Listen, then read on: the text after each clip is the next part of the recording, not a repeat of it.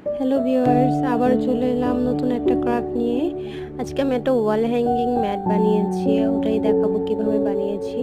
আমি always painting করার আগে এভাবে পানি দিয়ে ক্যানভাসটা একটু ভিজিয়ে নিই, তাহলে যেটা হয় আপনি কালারটা ইজিলি ব্লেন্ড করতে পারবেন। দেখতেই পাচ্ছেন কালারটি কি স্মুথভাবে ব্লেন্ড হয়ে গেছে আর কত ফাস্ট কালার হয়ে গিয়েছে।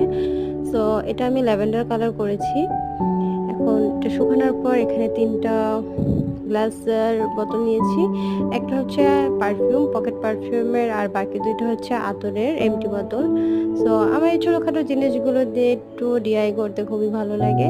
আশা করছি আপনাদেরও ভালো লাগবে। সো আপনারা আপনাদের ওয়েস্টেজ জিনিসগুলো দিয়ে এভাবে সুন্দর করে আমার মতো ছোটোখাটো ডিআইওয়াই বানাতে পারেন এবং আপনার ঘরকে সুন্দরভাবে সাজিয়ে তুলতে পারেন। সো অবশ্যই জানাবেন কেমন হয়েছে। Thank you.